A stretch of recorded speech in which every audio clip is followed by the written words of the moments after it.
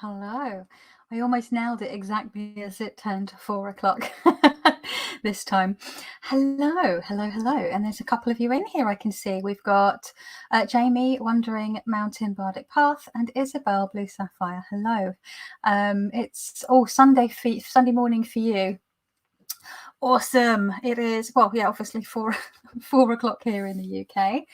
And it's just starting to get dark. It's a bit later, obviously, because we've had the solstice, and the clocks don't go forward until March. But yeah, it's nice that it starts to sort of get a bit lighter.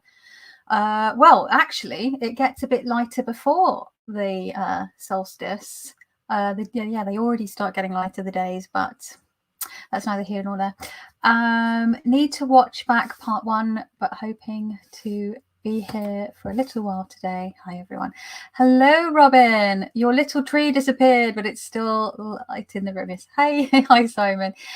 Yes, I took the decorations, the Christmas decorations down yesterday. I had wanted to do it on Wednesday or Thursday as a sort of tradition, but I was tired and just feeling meh. So I did it yesterday. Packed everything away until December 1st again, hopefully this year. It's weird, isn't it? Just like, I swear Christmas swings around quicker and quicker each year. Hello, Aquarius Owl. Lovely to see you. Thank you for joining for this second live this weekend. So yeah, obviously, those of you who were here on Friday evening, well, my time, UK time. Hello, Pamela. Lovely to see you again. Sorry, just see people. I'm going to try and be good with putting the comments up. I'm not very good at it because I get distracted. But yeah, I overran, and I was sort of slightly stepping on Rich over at Longman Tarot's toes with his live. I sort of ran to about 7:40, and I wanted to be done by 7:30. And there was still a whole bunch of stuff on this list, which does have some stuff crossed off this time. Well, obviously, hi Rona. I can just hear my husband and Dr. Nomi have just got back from the park. They were out for longer than I thought. I must have had a really nice time.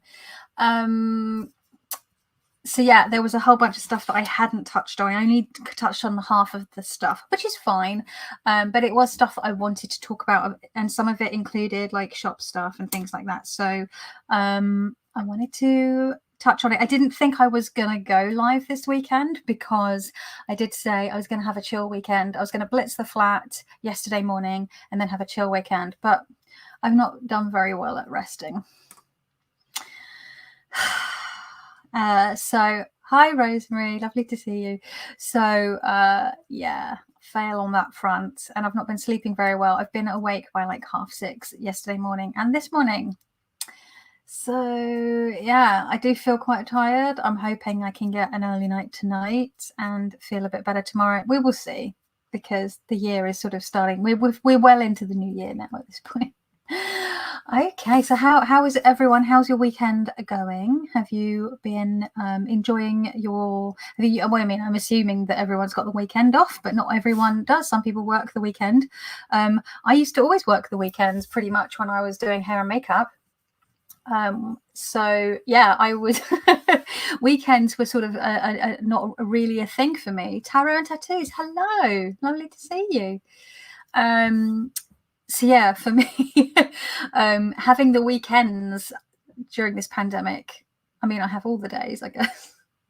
Well, that's not true because I am self-employed, and I'm doing my Etsy stuff. But yeah, I have weekends, and if it's ever less horrible out there, I might be able to actually enjoy my weekends with family and friends. That would be awesome. So last time we had a bit of a catch up about. Well, just hello, Sarah. Nice to meet you too. Is that a dog in your profile picture, in your avatar? Is that a dog or a cat? Is it a dog? Is it a puppy? Oh, I've just looked at it slightly bigger on here. It is a dog. Oh my God. Sorry, I love dogs so much. What's your dog's name, Sarah? And what kind of dog? And is your dog still that tiny? Oh my goodness. Puppy. Sorry, distracted by doggos. A little Yorkie. Oh my god. I love small dogs. My dog is a small dog as well. Not as wee as a walkie. Wee as a Yorkie, but still pretty small. She's half chug and half. She's half pug and half chihuahua. They're called chugs. Maui. Is that right? As in Maui, like the place? Yes, will stay 5 pounds. No way. So that's like 2 kilos. Yeah, Dr. Nomi is like 6.4 kilos or 6.2 kilos. I can't remember. So she's a bit more chunky, but she is half pug, and pugs can be little porkers, can't they? She's smaller than a pug. She's smaller than every pug she's ever met. Just chilling, sore fibro, not sleeping, so tired. Oh, I'm so sorry, Rona. Struggle is real, my love, isn't it? Gorgeous, love chugs, and yes, like the place. Maui, what a cute name. And how old is Maui? Oh my god, sorry, it's turned into doggo chat. Sorry, people, this is now a dog channel. Well, it's always been a dog channel, but you know what I mean, as in a dog friendly channel. So yeah, last time we talked about we had a quick catch up. We had a wee look at my Xmas haul. Nomi, I'm just talking of Nomi. I didn't hear her sneak up here. Should we say hello? Did you have a nice walk? Did you have a nice walk, little one? Come say hello. Come say hello. Oh. She'll be 2 on the 30th, so she's a January baby as well. It will be Nomi's birthday Saturday coming, so in 6 days. Dr. Nomi will be 9. Where's the time gone? Where's it gone, Boo Boo? I don't know. No, but that's so cute. Little Yorkie, Maui, and she's going to be 2. A January puppy. We love doggos. I'm going to put you back because you probably just want to have a snooze now you've had a nice walk. You be good. There you go. Whee! So she'll just go to sleep there on her little blanket. Your daughter wants a wee Frenchie, Rona. Oh, cute. Lovely. Dogs are the best. Anyway, so we can't get distracted by doggos. I mean, it's a good reason to be distracted. Good thing to be distracted by. So yeah, we had a catch up. We had a wee look at some of my Christmas bits that I thought you'd be interested in, including the socks. Apparently, you all show me the socks. So there was only 1 pair this year, but I stole Simon's pair. I talked about my weighted blanket. I talked about my words of the year, which are gentleness and consistency. And I talked about the decks that I was planning to use for the foreseeable, just for the beginning of the year. And I'm looking down because my case is there. I've pulled it out again. Mostly sort of gentle, soothing decks, because I said I was feeling quite tender, quite fragile, quite sort of needing this sort of comfort and space, which is hilarious when I show you which deck turned up today that I ordered really impulsively yesterday. Oh, Nomi's gone. She can hear Simon fixing a snack downstairs, so she's probably going to go and try and get something, whatever he's eating. I was watching a video and I impulsively ordered a deck, and I never do that, really. I haven't really done that in 4 years. Pamela says, my last pup, a Bichon, lived to 19 and a half years. Blinking hell. That was a dog well loved. Goodness me. And Tara and Teddy has a miniature Dachshund. Oh my God, Daxies are just so cute. I understand I've never had a dog, but now I can't imagine not having her. That's so cute. Yeah, and we were talking about the passing of one of my family dogs who I hadn't really been able to see for a couple of years properly because of the pandemic. And that's all been very upsetting. And I've been talking to my mum about that. She's just not. It's all just very sad. And I'm just going to not talk about it too much because I don't want to get upset again. And yeah, so that's as far as I got. And then I did a card pull, which people seem to enjoy, which was my idea of the profound and the profane, which was having a regular tarot deck, and I used the Wild Unknown Pocket Edition, and a profane deck, which is the Arcane Bullshit, which is the most profane deck that I could possibly think of that I own. We did a wee card pull of each of one of those, and do you know what, I'm going to do it again at the end of this video because I enjoyed it so much last time. So what's this? You get a chance, check out the incredible string band song on YouTube titled Good Dog. Oh, God Dog. It always has me tearing up about my... Oh no, is it going to make me cry? No, Robin, I don't need to. I'm already grieving. Shauna is here. Hello, lovely, at work listening. Well, lovely to have you, Shauna. I've always had a dog to love, says Pamela. Hello, Linda. We look after my brother's Shih Tzu when he is in work. Oh, I'm sorry, Isabel. He's actually quite a big size for his breed. Stubborn but loving. He is called Gizmo. Oh my God. Such good names. Maui, Gizmo. And Raina's son has a Pomeranian. I love Poms as well. I love all dogs, but I have a real thing for like little dogs because they're like mini, like, so they're cuter because they're small and they're more portable. Like Nomi is very portable. I can like pick her up and like take her on the tube or on the bus. Well, obviously not lately, but used to anyway. Joey is here. Hello. Hey, Kelly and everyone. Happy Sunday. Happy Sunday indeed. Yeah, my Sunday is sort of waning now because we're into the late afternoon, early evening. It's a good song, but has me weeping happy tears. Okay, I'm going to save that for when I'm feeling less fragile, but I will try to remember that one. Robin. Gizmo. Yeah, Gizmo's a great name for a doggo.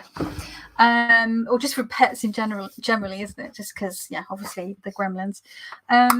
So I've still got some stuff to talk about. One of the things that I didn't get a chance to talk about on Friday was just how, with New Year and a lot of the time we tend to sort of rush into New Year gung-ho and everyone's making plans or New Year's resolutions or goals or setting goals, and people are going on their health kicks or just sort of hammering it really, really hard and doing dry January or veganuary or whatever it is. Big changes, big sort of lifestyle changes. And I do understand that because it's a very clear delineation. It's a very clear line in the sand that you can then go on and start fresh. So sort of mentally it's good. But it's also the time of year, at least here in the Northern Hemisphere, it's obviously going to be different in like the Southern Hemisphere or on the equator or in areas where it is like warm pretty much all of the time. It's probably a bit different to like being in LA or in Sydney or South Africa or whatever.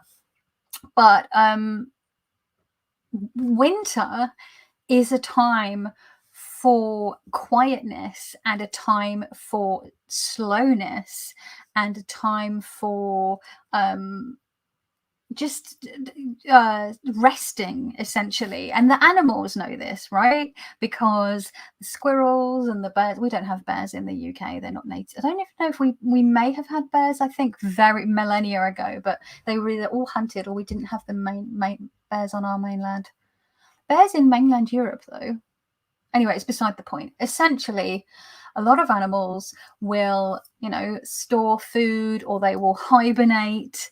They'll put on squirrels get proper chonky over the winter. I've really enjoyed over on Twitter people sharing pictures of rather spherical looking bears before they went into hibernation, and very chonky, chubby squirrels, because you put that winter weight on, obviously, because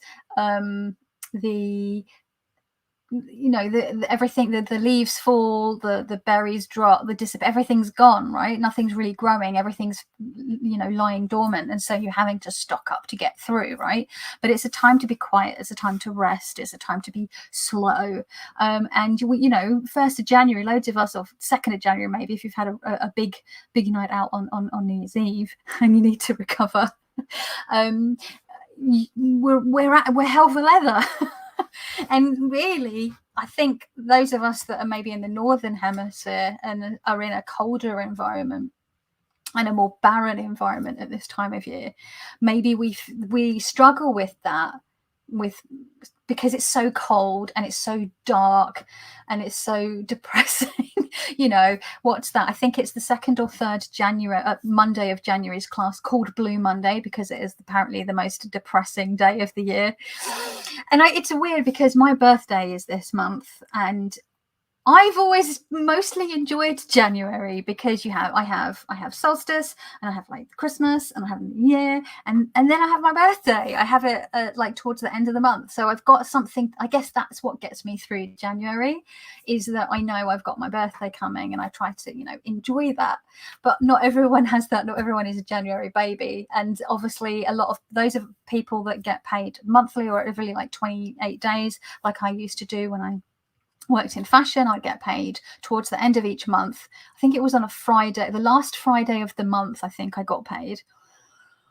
So sometimes it'd be 4 weeks, sometimes it'd be 5 weeks between paychecks.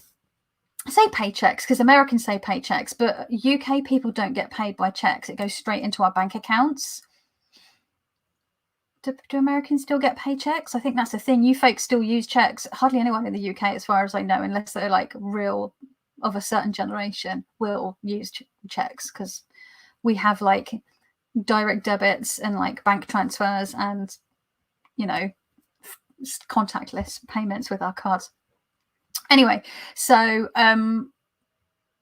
when I used to work in fashion and I would get paid in the last Friday of the month, my paycheck would usually come after my birthday, and I used to really struggle with that because I wanted to be able to go out and enjoy my birthday, but I would have just had Christmas and New Year, and then I would get mid-January all my quarterly utility bills would come in because of when I had moved into the flat that I was living in. It would come every like 3 months. So I moved in a September, and so my bills would come in September, January, or something. I can't remember, in August. Anyway, basically, was it quarterly or thirdly bills? Either way, I'd get all my utility bills come in. Yeah, and it was just such a nightmare. But when I was doing hair and makeup, January's tended to be quite quiet, at least for the working weekends. There wasn't so many weddings. I'd still have the odd photo shoot here or there and other little bits and bobs. But for weddings, it was a lot quieter. So, but then also I'm not getting money when I'm not working. So it's a real, we are usually a little lighter. What I'm trying to say is we're a little lighter of pocket. It's dark, it's cold, it's wet, it's windy. We're all probably a bit tapped out from Christmas and New Year. And then we're trying to impose a bunch of like really strict changes on ourselves, or trying to like G ourselves up to make some lifestyle changes, or switch careers, or try and be like whatever it is, right? Whatever your goal is. And I think we just need to, as I'm fond of saying, calm our tits. Because the animals know. They're like, yo, just be chill, just get yourself a second helping of that mac and cheese, and pop that blankie on over yourself on the sofa and snuggle down and take it easy. That's we're built for that. We're still mammals, right? We're still animals. And I think I'm going to try and listen a bit more. And I feel like, why do we not have like the summer solstice is a good time to like make changes? It's halfway through the year. It's still like a new time. I tend to make some changes for Samhain. So sort of once, 1st of November, because that's, 31st of October, 1st of November is kind of classed as in some circles as which is New Year. So I find that's a good, I do what I call soft launch on goals and ideas for October, November, because it's like a soft launch before you get into New Year. But this year, because my keywords are gentleness and consistency, I am going to, I have plans and I have ideas and I have some goals, but I'm keeping everything scaled back. I'm easing myself into the year. I'm not being hard on myself. I enjoyed stuffing my face over Christmas and New Year, and I'm just I'm just enjoying being slow. Anyway, that was a weird waffle. Does that make sense to people? I'm going to have a look through the chat because that was a lot of waffle. So let's see. We've got quite a few people in, and more people in. Gomez, hello, Gomez. Billy, hello, Billy's girlfriend. Holding safe space for all those grieving. Me too. Oh, I'm so sorry. This week, I'm so sorry. It's never easy, is it, when we lose a furred or feathered or scaled friend? Oh my God, that's very cute, Isabel. Have a new pup too. Half Maltese and half Shih Tzu. His name is Rory. Rory. I love it when like dogs have human names. There's been times when I've been at the park and I've heard someone go, Steve, get back here now, Steve. And you're like, what the fuck? And then you realise they're like talking to a dog. Brilliant. Love it.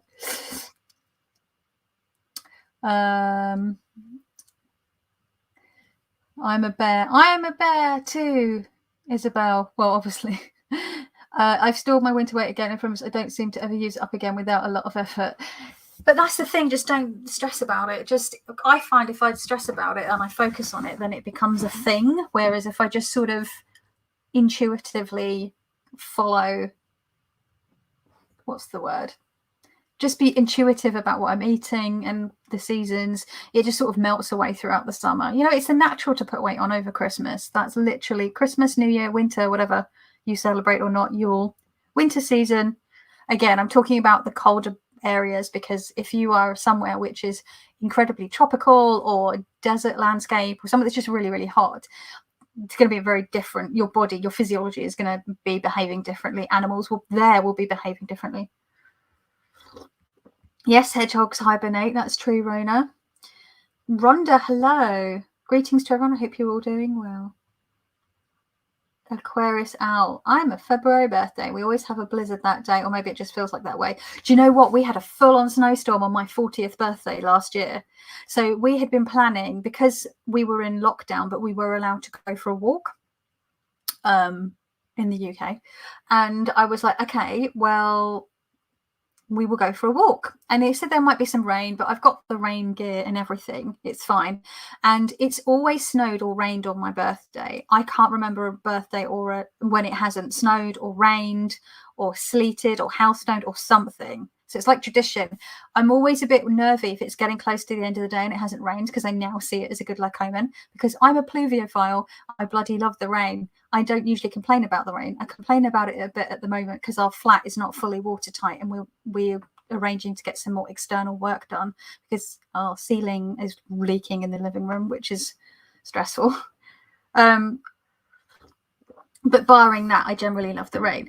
And I woke up on my birthday last year and I opened the curtain and it was full on hardcore blanket of snow and like blizzard. You could barely see to the other side of the road. It was like mad, and there was no way we were going out in that because it was really cold. The wind was biting, you know, when it like hurts your face, and it was just really coming down like the whole day. It was bananas. So we're like, well, I basically spent my 40th birthday in this room, literally the whole of my 40th birthday in this room, barring, you know, popping to the kitchen or, you know, to the bathroom.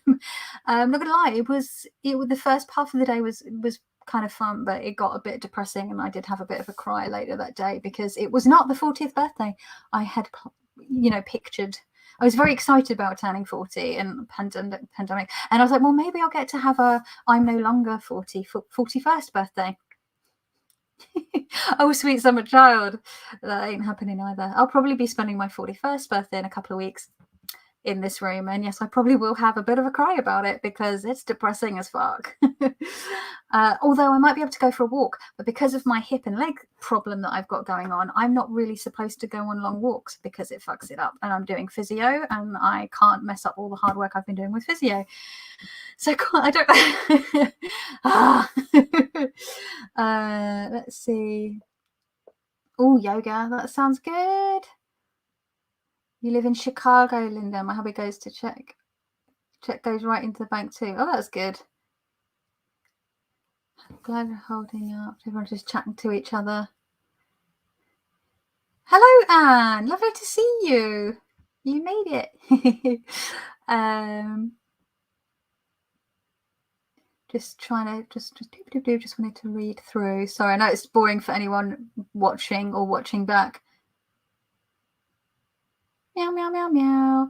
Linda's saying about starting a handmade soap and candle business. Oh, just can't seem to get into gear. Yeah, just take it slowly. Just break it down into really small bits and just try not to like go hell for leather. I find, I don't know, I think I tend to, I can really go overboard and burn myself out very quickly. I have to be very careful. So I'm also trying to avoid doing that each year, because I did that a little bit last year as well. Alexandra, hello. God damn it. Oh my God, that is an amazing name for a dog. Come here, God damn it. That is brilliant. Delicious food, right? Oh my God, I had so much good stuff. We just ordered in all the things. I had, like, I'm pretty sure I had my body weight in like mince pies. I bloody love mince pies, and my husband hates them. So they are like, all, when the boxes turn up, I'm like, these are all mine. And like, sometimes I'll have them with squirty cream, and sometimes I have them with custard, and sometimes I have them with ice cream, mixing it up. Sometimes I'll just have them warm with a cup of tea. People always seem to dread their 0 years, like turning 30. I've always dreaded the 1 years. They always felt like I'm on my way to 40 or 50 or 60. Oh, isn't that interesting? I've not always dreaded, but I've always had little freakouts on my halfway through. I had a full-on freak out when I turned 25. I properly had a quarter-life crisis, and had a bit of a wobble when I turned 35, which was the year that I started this channel, incidentally, talking about, you know, channel birthday. This is an extension of my channel birthday chat from Friday.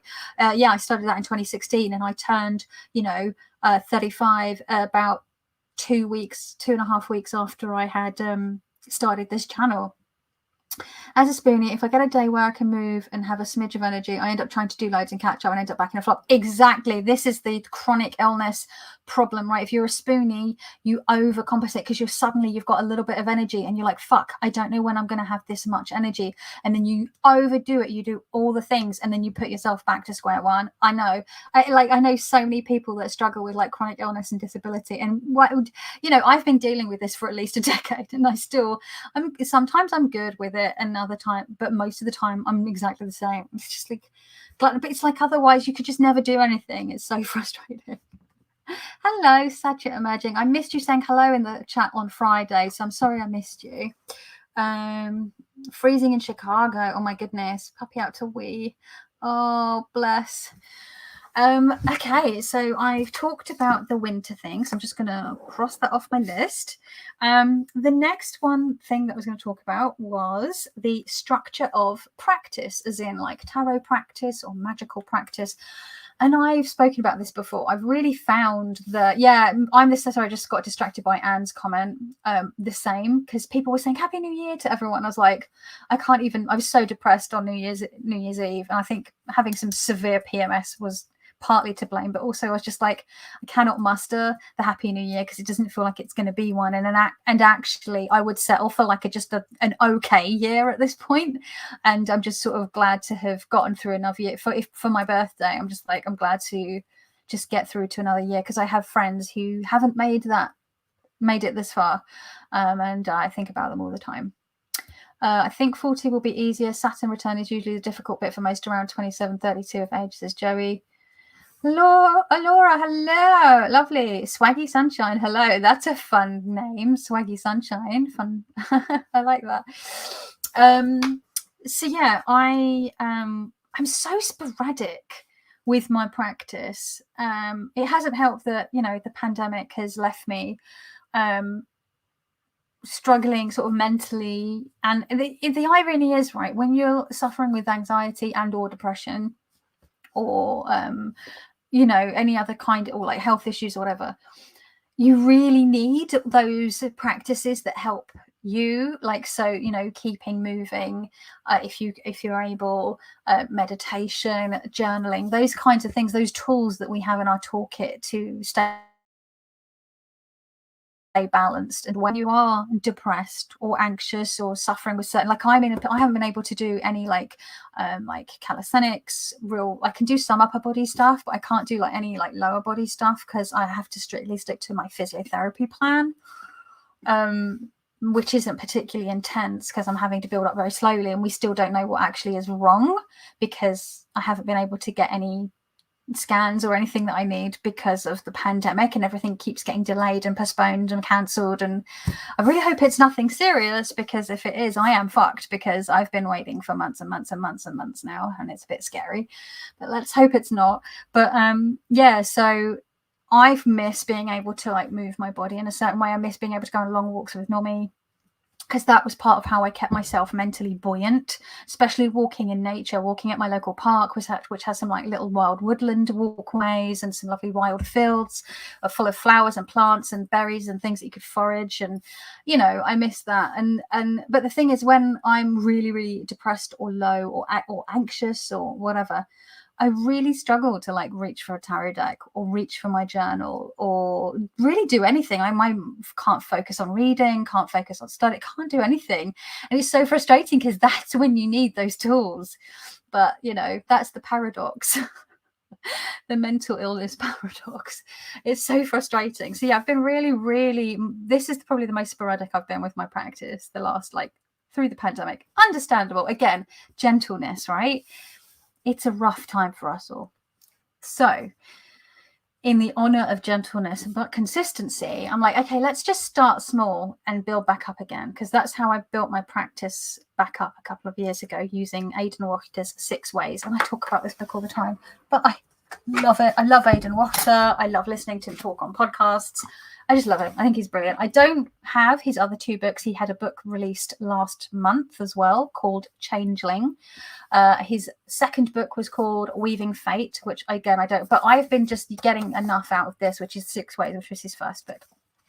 It's very slim. It's very to the point. It has no affiliation to any particular praxis, no particular belief system or anything. It is like real bare bones, like just get on with it. As you can see, it's very tabbed, it's very well loved. The front, I don't know if you can see, it's like a big folded dent in it, and it's all dog-eared, and it's highlighted to hell and back and written in it. And I love this so much. Look, it's even like, it's been abused, but it's loved, if that makes sense. And I was in Aidan Wachter's 6 Ways Facebook group, which he has since closed down because he's trying to withdraw from social media and he doesn't enjoy Facebook. You can usually find him on Twitter. He does still do Twitter. But there has since a couple of the people that were in his official group were given the blessing to start a 6 Ways group themselves, which I'm now in as well instead. And Aidan is also in there and sometimes pops in and out, but not very often. And I think Lonnie Scott from the Weird Web Radio, I think he's maybe one of the people that's helping to moderate the group. I don't know. If you don't listen to that podcast, I highly recommend it. It's very good. But yeah, there was a post a few months ago where someone was asking Aidan his personal opinion on like getting started with a practice. I think they just read through 6 Ways, and you can work through it, and you could easily get through 10 years of really intense work working with just this tiny tome. It's amazing. I've had this book since the end of 2018, I think. So I've had this for over 3 years now. And they were asking him, like, out of the stuff that's in your like book, what do you suggest as like a prescription to sort of get you started? And I wrote it down, actually. I've got it here. He was saying like the things that he recommended as like a daily practice, a weekly practice, a monthly practice to sort of get you started. So I said, I've written it down, Aidan Wachter, and I've called it's Aidan Wachter's like 6-week prescriptions. Like, do this for 6 weeks and then assess how you feel. And it was meditation, like once a day, meditation. And then there's this thing called the scraping, right? Scraping, where you're like, it's basically like a cleansing. Any kind of, there's different ways to do cleansing. But with Aidan's method of cleansing, you literally take something that is made of iron and you run it over your body, not like literally touching, but over your like brick field with bunny rabbit ears. And like, and it's basically literally cleansing yourself and releasing any attachments, whichever way you might view them, whether that's spirit attachments or just, it's just whether you see that as like a psycho-spiritual thing or a psychosomatic thing, whatever.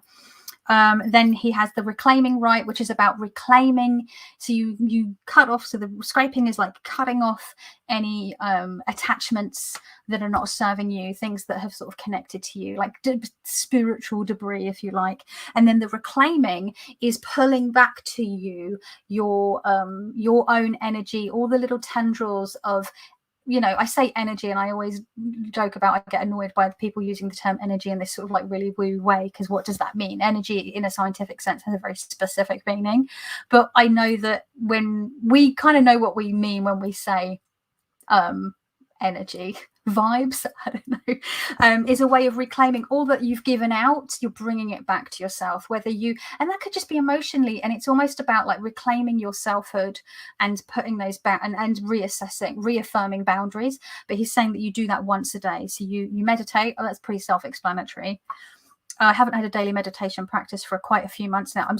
I will do meditate, but very sporadically. Whereas, you know, at the beginning of 2020, up until even into the bit of the pandemic, I was meditating every day. And it makes such a huge difference. But things just got so crazy. I think it's when I got it started to feel really frightening with the pandemic.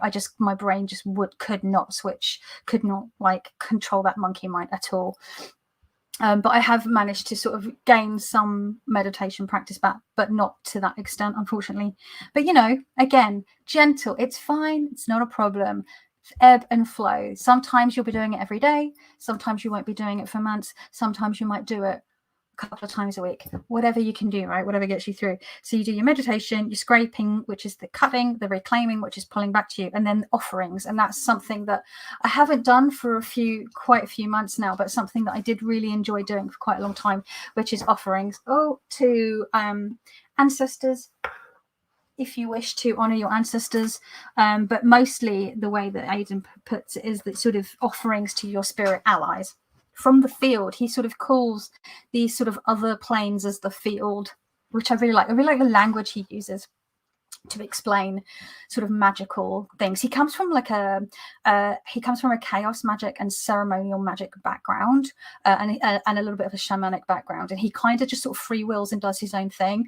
But his approach to magic is like way more, makes so much more sense to me, and he doesn't attach any necessarily like super spiritual or any like religious affiliation to it. To him, it's like it's a craft, it's a magic, he calls it sorcery, whatever way you want to describe it.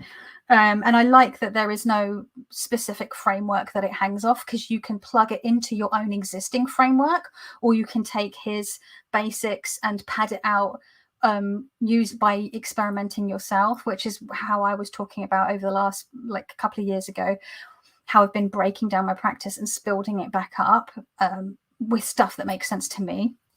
Again, fallen off the wagon a lot of that with that due to the pandemic and my own health issues, and just being in a state of such hyper anxiety that you know, and when I do have energy and when I do have focus, I've literally just been working on my Etsy shop stuff, because girls, and I can't just be like tra la la la la and not work unfortunately.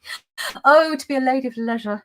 And then he says that, you know, 3 times a week you do something that's called Stars of the Six Ways. Again, it's like a, if I can find it, Stars of the Six Ways, limited space breath. I don't know if I can find it in here. It's quite near the front. Hang on.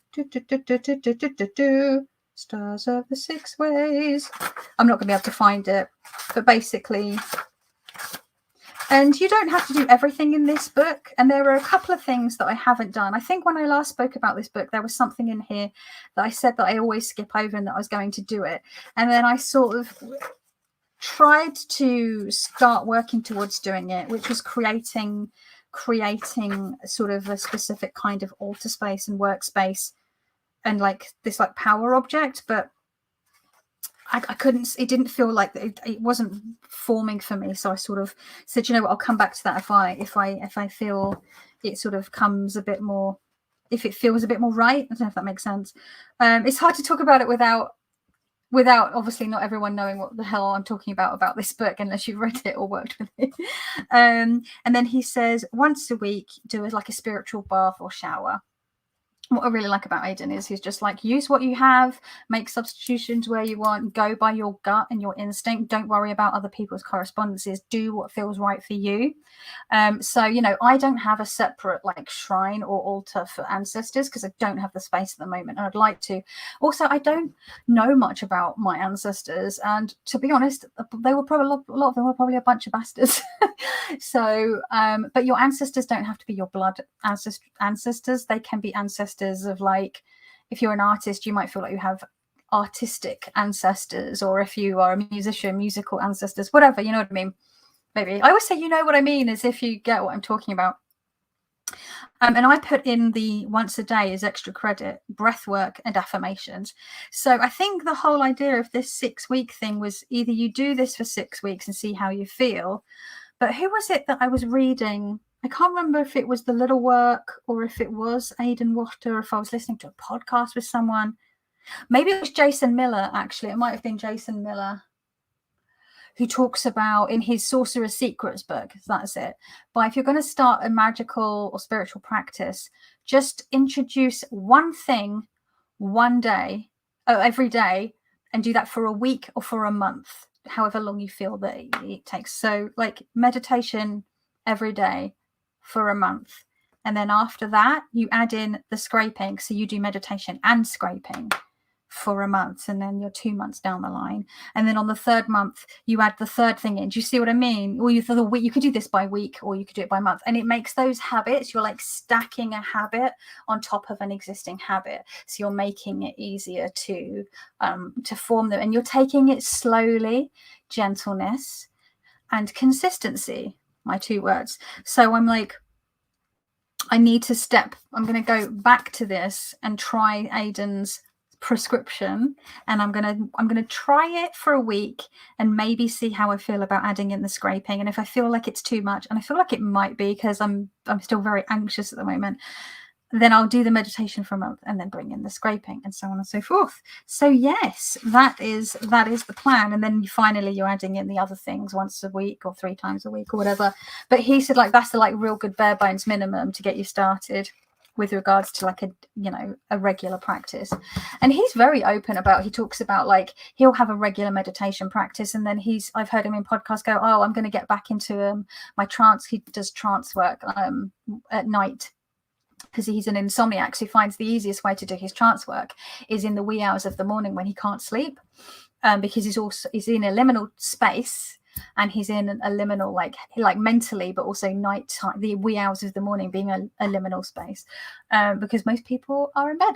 And he talks about, but I haven't had a regular trance practice for like 6 months. So it'll be like, I was doing offerings, but then I had a break for like a year. You know what I mean? Like he's very he open about that. He'll pick stuff up and drop it according to he's not like, oh, you have to do this, and if you don't, you're a failure. And I really like that. I always end up so many of my chats just end up me just gushing about Aidan Wachter. If you ever saw this, people would be like, oh my God, calm down, woman. It's embarrassing. So yeah, I'm thinking of, that's my plan. I've got it written down and everything in my planner. And with regards to tarot, I'm going to try and do at least 1 reading a week for myself. I don't say for myself like I'm reading for anyone else at the moment, and then like I'm going and sitting in a cafe and like reading for people, if only. So I'm going to try and be a bit more sort of like have like a weekly reading, because sometimes I'll do like weekly readings, but then also daily readings, and then I'll do like month ahead reading. I am going to do like a year ahead reading for my birthday. That's something I'm going to do, but I haven't decided what spread I'm going to do, because a lot of people for their year ahead spread, they will do, where you pull 12 cards, 1 for each month, and then there's 1 card which is like your card for the year. And I've done that a couple of times, but I didn't enjoy it that much. Kelly Fitz over at the Truth in Story has another really good one, which is the Wheel of the Year spread, where you pull 1 for each of the sort of the Wiccan or pagan witchy sabbats. So you have 8 of those. And I think she pulls 1 then for like spring, summer, autumn, winter, maybe, or something. I can't remember. That's quite a good one. And then, or like a card for the overall for the year. Katie Flowers has quite a good year ahead reading, which is a bit more sort of question based rather than just picking for month or per, Sabbath. So I haven't decided. I might do some kind of amalgamation. I don't know, but we'll have a. But did anyone else here do a year ahead spread? Or are you still thinking of doing one? You haven't done it yet? And if so, what spread did you use? And what deck did you use, actually? Because I still don't know what deck I'm going to use because I have too many. Wow, I've been talking for 45 minutes. I'm going to go back up through the chat and just see what I've missed. And then we'll go into the next thing, the next chat. New Year's was a bit sad here too, but my daughter and I consoled ourselves trying different boozy drinks. Well, that sounds fun, Linda. I love that attitude. Friends and family that haven't made it this far, I always think about that instead of freaking out. Yeah, like I've got people that I miss so much that never made it either by accident, by illness, by their own hand, unfortunately. Don't complain about getting older. That's the thing. That's what I always say. Like, don't, we can complain because things hurt, and well, things have always hurt for me, but like things hurt and things start to sag and things don't work as well as they could, but we're still here. Billy's craft room, depression, anxiety, chronic pain. It's as if one isn't kicking off the other. Is sacred alone practicing crystals and Reiki, trying to go. Yeah, I think also because of this pandemic, I haven't been able to use external things that I would use to help me with my depression. It's all very well having, tarot and journaling and meditation, what have you, but sometimes you just need to be able to interact people. You need to be able to go and see your friend. You want to be able to go for a coffee with a friend. You want to be able to pop round to your mate's house and have a cuppa and a hug and a cry. You want to, like, I can't go for a massage, a physiotherapy massage. I can't, go for a flotation tank. I can't go for a proper long hike. Like, all those things that they like taken away. So my world's become very, very small, and my toolkit has become very small. And when all that I have in my toolkit involves just me, when you're like feeling really unwell, it's really difficult. You've just described me. Want to learn it would be help, but depression, anxiety is stopping me, and I get overwhelmed and guilt. That's the thing, the overwhelm and the guilt, and we do it to ourselves. It's so hard, but sometimes our brains are just wired that way. It's really awful. Gentleness and kindness, exactly, Pamela. Laura says, I recently learned the idea of having a minimum, usual, and maximum dream consistent daily practice. It's helped me a lot to pare down, not feel badly about doing this. Yeah, I mean, I think stripping everything back and then adding in slowly is a really good way. And that's how I did start with 6 ways. I literally, I'm stopping everything. I'm pulling everything down, tearing it all down. And we're starting from the scratch. And this was just so like profoundly helpful and just different. Have you seen that video that refers to forks or similar things to a spoonie but for mental health? No, I haven't. I'll have to see if I can look it up. Thank you, though. Rona, I think it will be better in time in April for getting out this year. The pandemic will peter out. I don't know. It depends if our government actually try and stop it, because at the moment they want to like stop free testing, and they want to everyone to just get back to normal, without realizing that if you're learning to live with the virus, you actually have to make some changes we have to make some changes. Just like, back in the 18th century and 19th century, we were living with shit in our water, and we learned that caused things like cholera. And so there was a massive overhaul of sewer and water systems up and down the country and all over the world and in places. And we separated those, and we put in proper systems in place and cleaned our water. And now we have I say that because there are places, even, in like places like the US, that do not have clean drinking water, like Flint, Michigan. Still, what the fuck? But I mean, if I'm talking about specifically here about where I live in the UK, and we're at that point now with like clean air. The definition of what is classed as clean, safe, healthy air to breathe is different now, and we need to adjust accordingly, which means that buildings are going to have to be retrofitted with air purifiers and filters and really good ventilation, and any new builds will have to sort of incorporate that. It's just gonna have to happen, because this is the tip of the iceberg when it comes to pandemics, because climate change. Things are not going to be the same. We're not going to be able to go back entirely, because things are fundamentally changing on a global level with regards to our ecosystem. We're going to have to adapt, or it will kill us all, which I guess is what the Tories want, because they really don't care. If people go, I can't believe the Tories would do this, I can't believe that, don't they know that? It's like, yeah, they know that they should be doing this, and they know that this is a certain thing that would help, because they've seen other countries doing it. They just don't want to, because they don't care. The cruelty is the point. Linda says this book sounds very interesting. Right up my alley. I need something to give me a little shove back in the right direction. Well, I can highly recommend it. So it's 6 Ways by Aidan Wachter, and I'm pretty sure you can get it most all places where good books are sold or something. I don't know. But I hear all sorts of good things about his other 2 books. But I feel like if I got those 2 books, I would start to feel anxiety and pressure about not working through those and doing all the practices in those when I'm trying to still work with this book. So I'm just not going to buy them. When I'm ready to work with Weaving Fate, I will purchase Weaving Fate, and so on with his next book.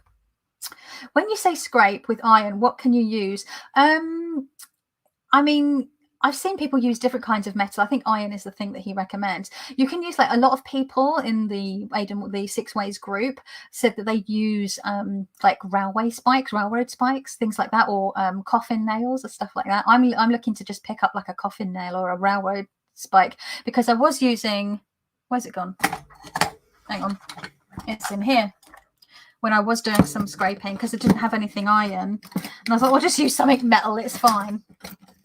I was using my, oh no, there it is, hang on. I was using my letter opener that I've had since I was a teenager, but the letter opener has since broke, because they were just sort of, the metal must have just been, it was like it had like a little post and had screwed in there. But I've had this for about 25 years, and I think it just finally died. So I was using that, and then I was using a copper athame. Would you like to see my athame? I've had it for a long time. Let me just grab it out of here. Where are you hiding, athame? So I was using, it's called like a Fey blade. It was made by this like super hippie person that makes really cool like witchy tools that I bought at like a pagan fair about 15-16 years ago. So this is my athame, and it's got a lovely little swirl carved in, lovely handle. It's very what's the word, the way that it's held feels very ergonomic. That's the word I look at. And it's got like, it's not sharp, it's literally like rough hammered copper. But I would like to get a railroad spike, because he does say like you can use any metal, but iron is preferable, which is interesting, because in like supernatural, and I guess just maybe in just general some spiritual systems, iron is like used to repel like spirits or evil. Interesting, which I guess is why he's saying use iron, because you are cutting ties. Oh, that makes sense. Oh my god, that's supernatural has just helped me, the show, I mean, has just helped me realize the thinking behind this. I'm so smart. I've only had this book for 3+ years. I worry about myself sometimes. So yeah, but like there's loads of places on like Etsy and stuff that are selling coffin nails and railroad spikes. It doesn't have to be anything huge. So yeah, that's what I mean by scrape with iron. Cast iron, I guess you could use cast iron, right? I don't know, don't see why not. I always listen to my Ian on YouTube for meditation, or just have it on in the background. Her singing and crystal bowl work is amazing. Oh, I've not heard of that. I either use the pre-recorded I'm pulling up my phone because I've got it on here. Whatchamacallit? I can't think of the name. Headspace. There we go. It's currently on the sleep thing, because I use the sleep thing quite a lot.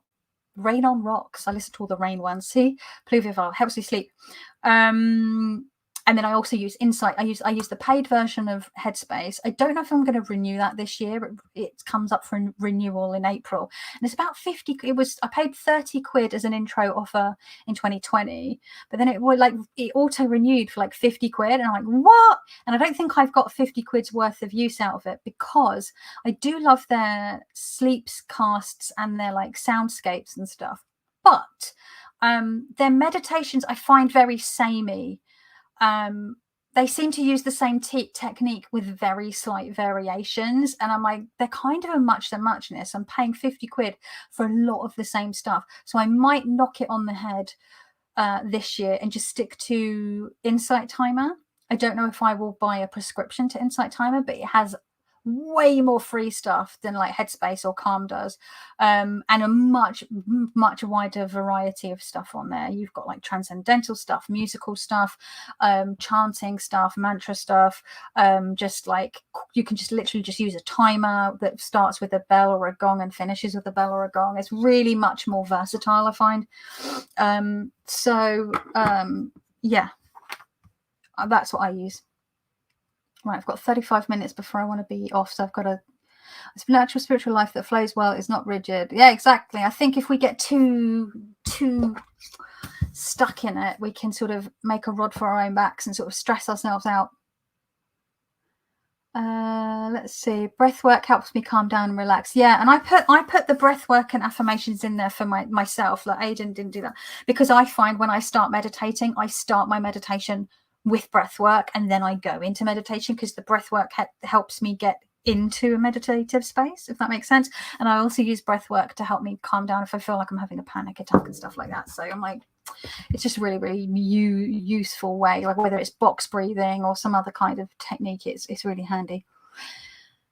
Let's see. I've just registered your Plan 9. Oh, this is Laura. Yeah, I love Plan 9 from outer space. I love the MST3K version, and I've spoken about this when people have mentioned this t-shirt, but I got to see the MST3K reunion tour Plan 9 from outer space live in person with all of the cast, including Mike, Joel, what's his chop, Corbett, and I always forget their names when I'm reeling them off, but then I'll be like not having to remember them and will remember them, if that makes sense. But yeah, I got to like speak to them and shake their hands, and it was all very, very, very exciting, and it was very, very funny, obviously. So let's see. I think Esther did a Wheel of the Year also, says Joey. Cool. I really like the waterfall spread Boho Tarot talked about. 3 card spread. Yeah, that's quite a nice one, Pamela. That's a good point. First year I've not done a year ahead spread, says Simon.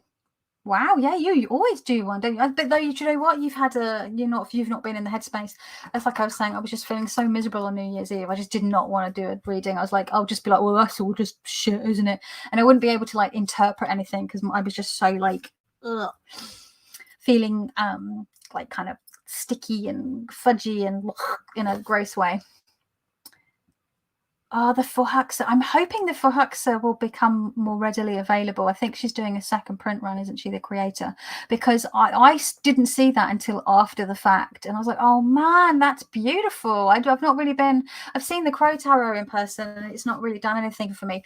But I'm hoping it might get picked up mass market, because did the Crow Tarot get picked up mass market? Or am I thinking of a different deck?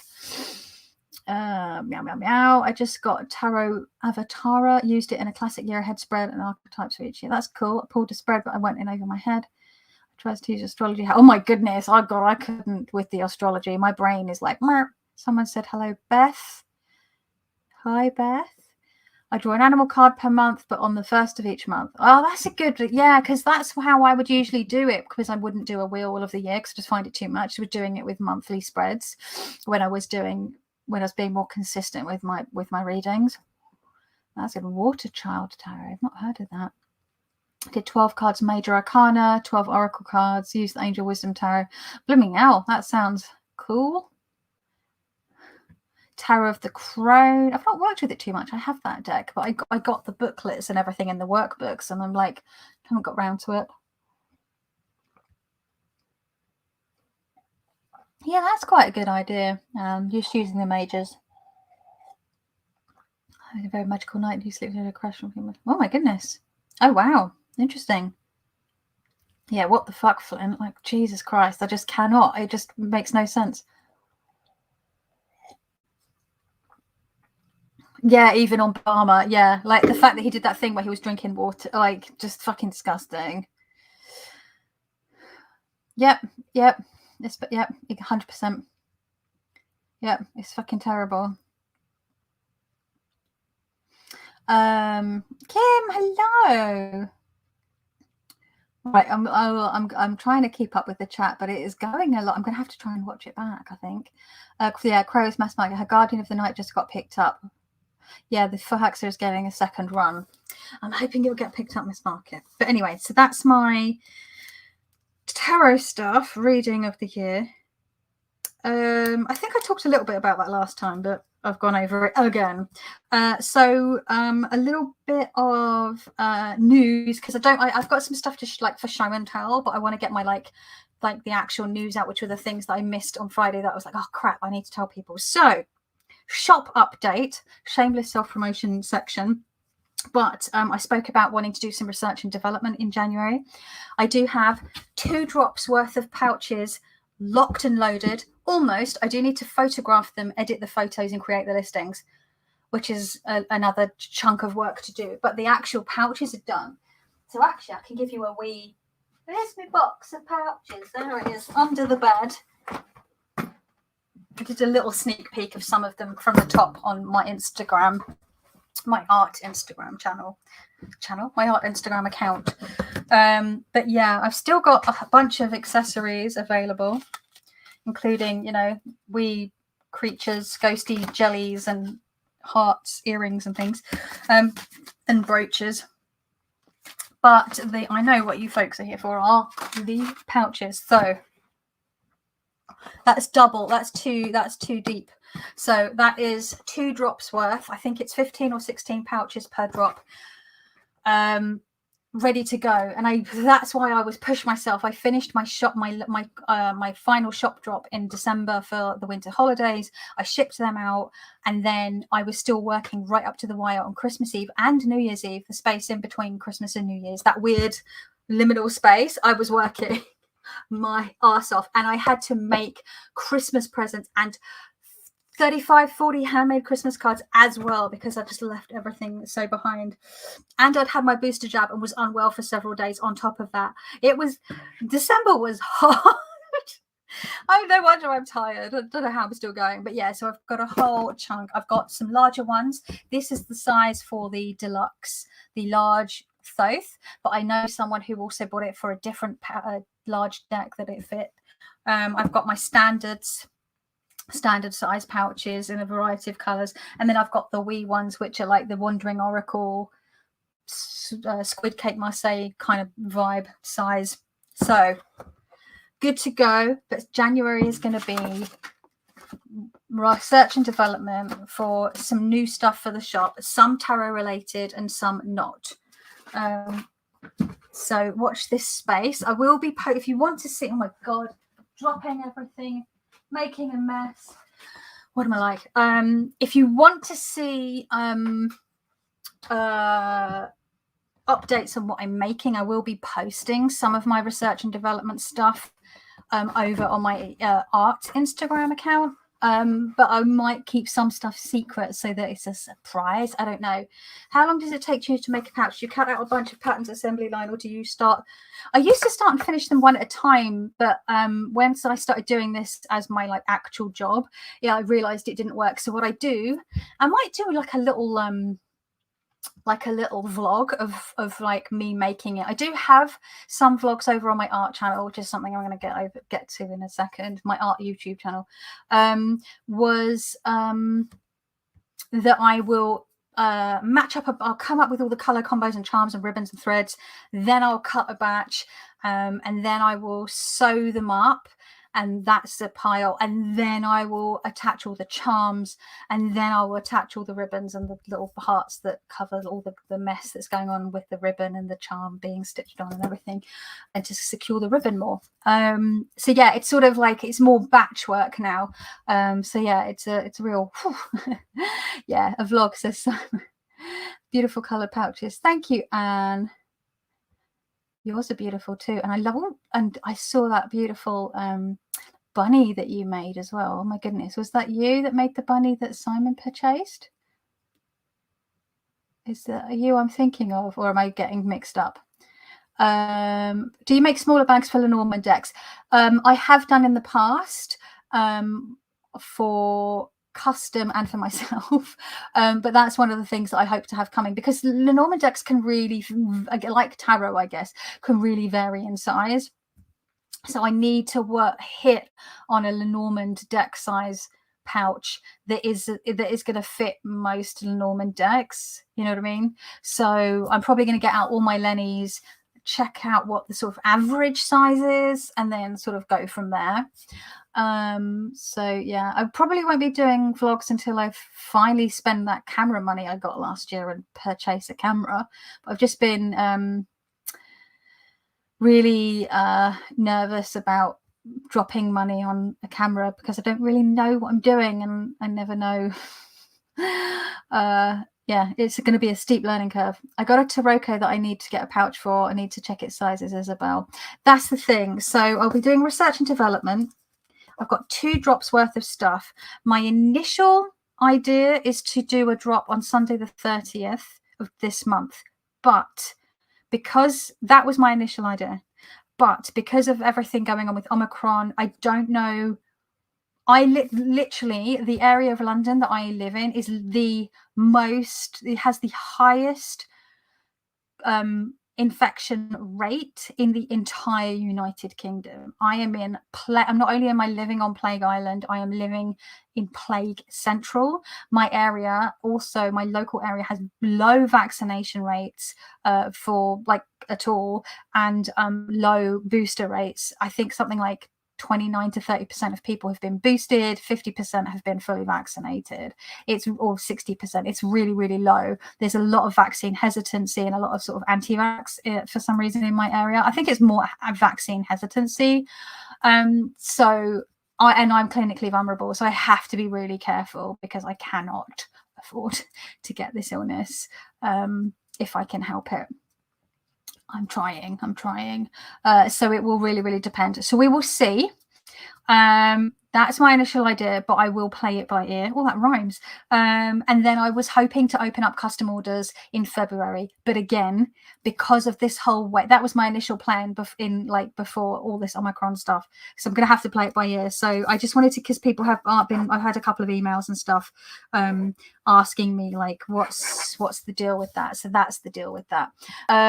With regards to how often I'll be dropping, I'm hoping I'm going to try and switch back down to an every other week, and it will probably be on Sundays, because that seems to have worked better than I've tried drops on Fridays and I've tried drops on Mondays, but Sunday seems to work better. I don't know why.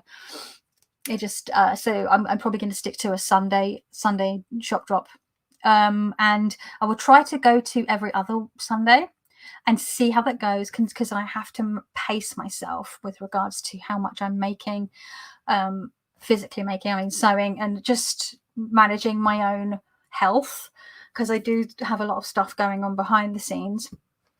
So and if that becomes too much, I'm going to be kinder to myself and maybe drop it to every 3 weeks or once a month. We're just going to play it by ear because I'm still figuring this out, right? So it's all very up in the air, but there will be more stuff coming. As you can see. Give us the name of your Etsy shop, says Pamela. It is Miss Honey Bear. I will get you the link in here, actually. I will just bring it up for you. I will pop it in. It'll say my shop is currently closed because it is on break, and I'm not sure what I'll be doing, but what I was doing towards the end of December, because Omicron started to get up there, I might do a shop drop, leave my shop open for 2 or 3 days, and then put it back on holiday mode, because I would like to get my orders packaged and shipped out within a certain time so people get their stuff as soon as possible. And I don't want to have to go to the post office more. I want to avoid going to the post office as much as possible for health and safety reasons. And because I said I'm living in bloody COVID central, like literally fucking COVID central in the UK. So I need to really minimize. And people, even though you're supposed to be wearing masks, people are still not wearing masks. And even if they are wearing masks, they're wearing masks like with their nose hanging out, or they're like loose and baggy, or they're like cloth masks. It's an airborne virus, folks. We need N95s, N99s. Come on. So yeah,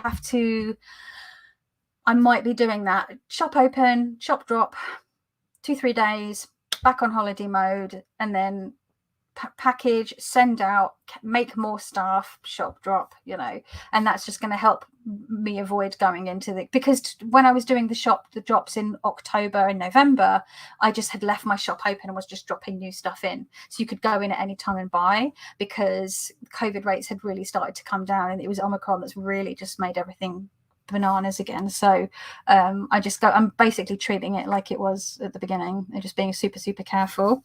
So that's the news on the shop. Channels, art channel, talking about vlogs and art channel. I took some consultation with a bunch of you all on a live chat a few months ago about what you wanted to see from me and what I should do with regards to my art channel, which has been sort of left to gather dust, because I realized very quickly that for the kind of content I wanted to make over there, I needed a proper video camera, not just my phone. And because I tend to need to be receiving medical phone calls on my phone, and if I'm filming a vlog and my phone is like here, it doesn't ring if I'm filming. It will just put up a little tab saying that there's someone calling, but you don't hear it ringing. So if I'm just blah blah blah filming or like painting or talking to the camera while I'm collaging or something, I'm gonna miss. That was the thing that really did it for me. I missed a couple of really important phone calls from the hospital, and it delayed a very important appointment because I was filming a fucking vlog for my art channel. And I was like, oh, but also the quality of the video quality wasn't what I wanted it to be. When you're doing art stuff, you need good quality. So I do have a little fund put aside for a video camera, but every time I go to look at video cameras, new ones have come out, other ones are not available anymore. Everything is gobbledygook to me. I don't want something too fancy or expensive because I just don't know what I'm doing, but I also don't want anything that's rubbish and just going to be out of date really quickly. So that's why I'm just so overwhelmed by the idea of spending this money on a camera that I just have not done it. So I can picture you zoning out meditatively while stitching. I don't usually zone out while stitching. I'm usually watching Critical Role, the D&D game over on YouTube. That's usually what I'm doing. Or listening to murder podcasts or like paranormal podcasts. It's not Zen. It's me just like going, ooh, spooky. Yeah, I need to be very careful to pace myself because I'm very bad at that. So I'm thinking of combining the channels. So I might upload my art stuff to this channel, so there'll be old vlogs and old art stuff from a year ago, but it will just get some different stuff and just see how it goes, because some people are going to be like, well, I'm not interested in art stuff, I'm just here for tarot. That's fine, don't watch the art stuff. Some people might just be here for the art stuff and not tarot, and that's fine. Some people like both. I love art and tarot, so there'll be people that like both. So I think I'm just going to combine the two, because it's just twisting my melon trying to like worry about two channels. Let's just put it all on one. And you know what? If I don't like it, I can change it back, right? Like, this is the thing I'm realizing. It doesn't have to be forever. We can just try stuff, see what sticks, see what works. If we don't like it, don't do it. So that's one of the things I want to do, combine channels. Okay, we are running out of time. So one of my birthday presents arrived from my aunt, but it wasn't gift wrapped, so I just knew what it was straight away, which was these acrylic inks that I've wanted for ages from Liquitex. Muted collection for anyone who's interested, but I'll probably save them for a birthday present haul if anyone's interested. Me talking about not liking doing haul videos, but people going, but we want to see. So if you ask and you shall receive, I guess. But the deck that I ordered very spontaneously yesterday evening, in fact, I was watching a channel that I've only just found the last couple of days. What was it called? Evil Moon? No, not Evil Moon. Dark Moon. Can't remember the name of the channel. Basically, someone was going through their favorite decks of 2021 and their least favorite decks of 21, like in two separate videos. And in the least favorite decks was a deck that I was well into and was so into it, I pressed click on it. And then after I'd seen this video, I went looking for other videos, and I saw our very own Chris of Elemental Cartomancy had done a walkthrough of it. So I then watched that as well. But I really liked it.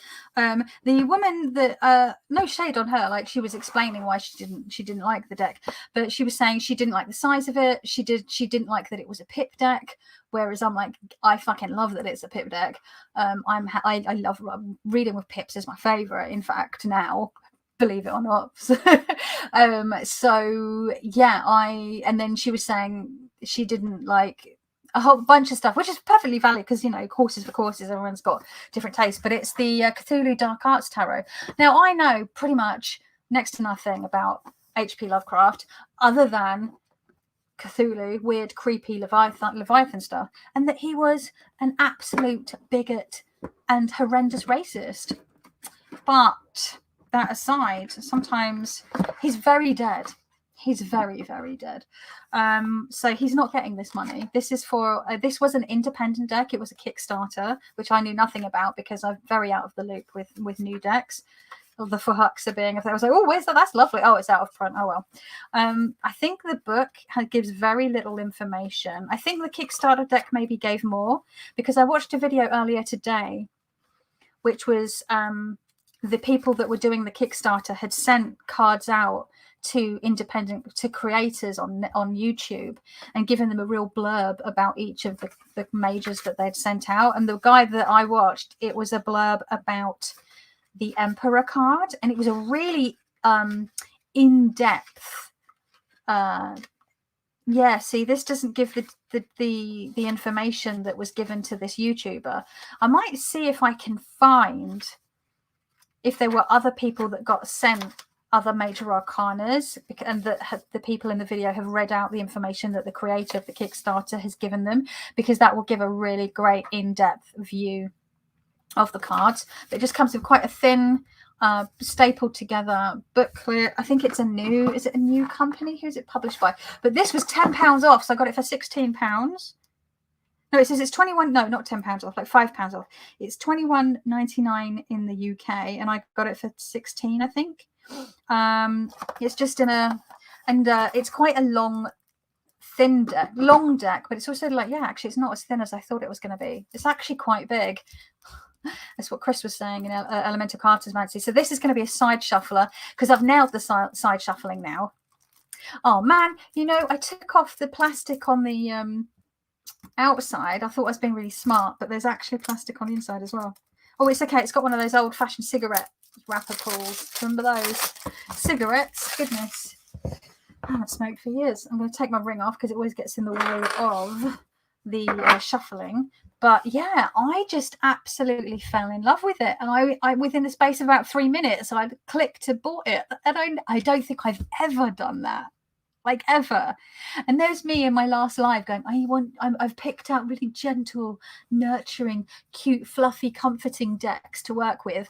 And then the next thing I know, I'm going, oh yeah, fucking like Leviathans and Eldritch Nightmares.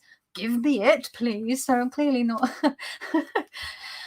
once a goth, always a goth, I have to say. So yeah, it's I love the marbled end paper style backs. Now this isn't doing it justice. Let me just see if I turn it around like this, if it actually gets a better look at the. No, it's kind of like a greeny grey color, and it's not showing up on my camera because it's nighttime, but it's a really lovely sort of yellowish green, and then a purple.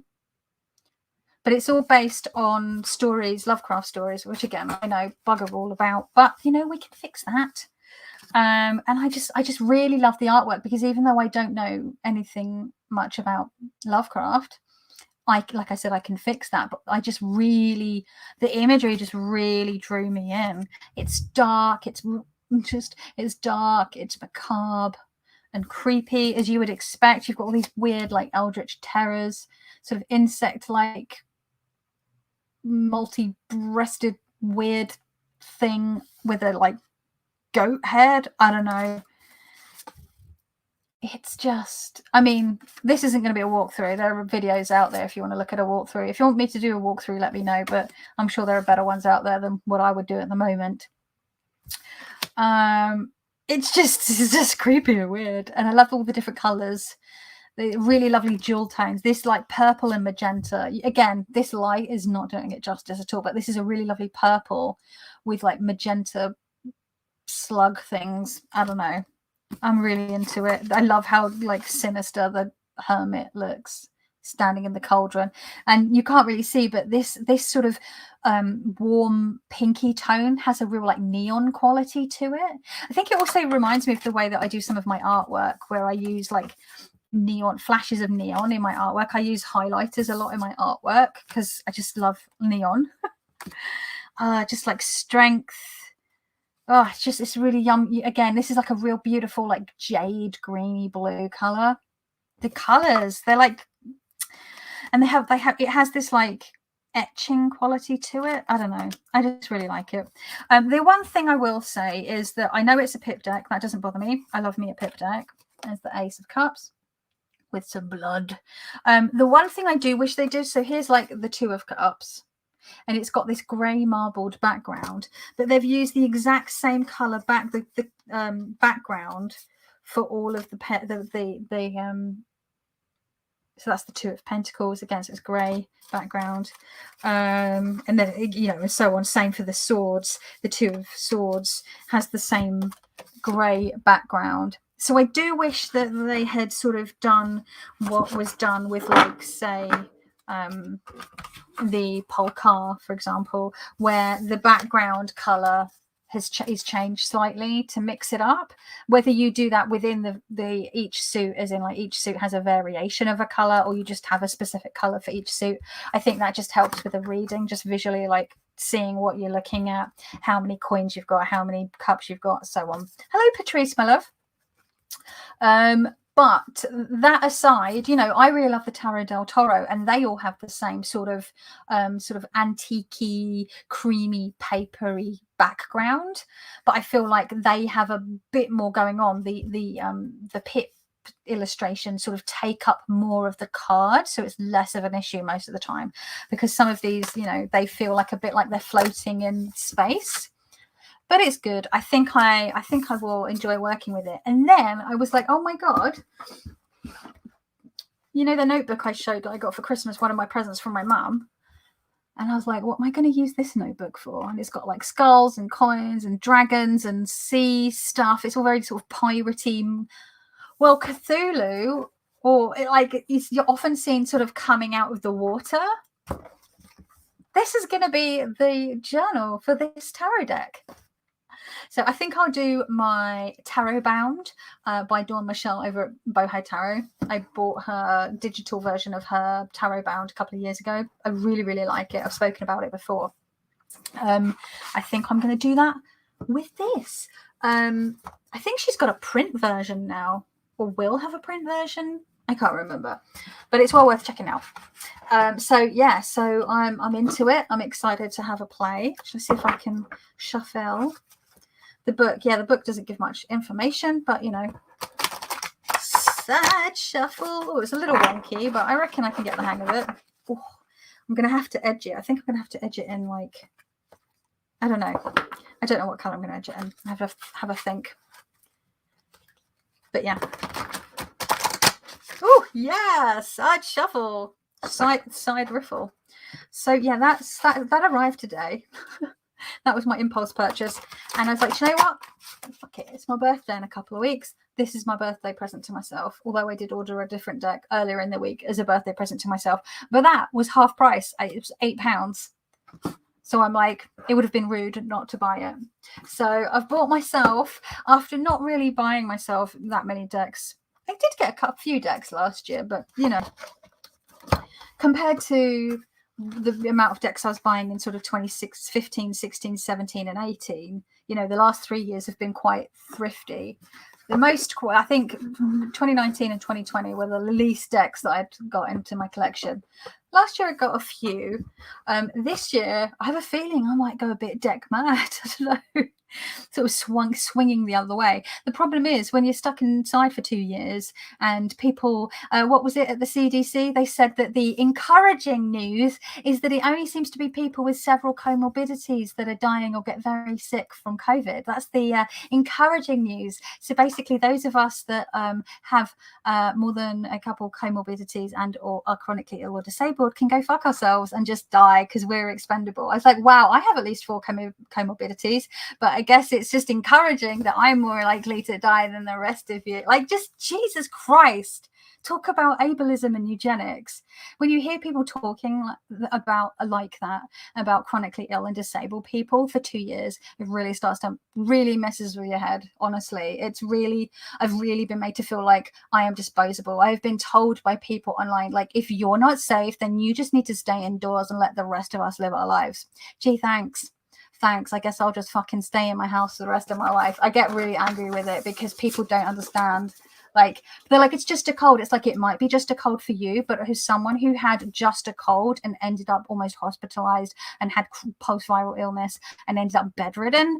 Yeah, that's not really reassuring. Like, people don't realize that it's not the same for everyone. And those of us that have that are immunocompromised, it can, I might, even if I don't die from it, I could end up where I could literally end up bedridden. And the thought of that, quite frankly, makes me not want to live anymore, because I've worked really hard to get where I am. And it's really hard when I do have really big flare-ups where I can't walk and I need help walking, I need help washing, I need help getting to and from the bathroom, I can't feed myself because I'm so exhausted. And then I start to feel like a burden. This is the side that you don't see, right? Because I'm always making videos when I feel like I can make videos.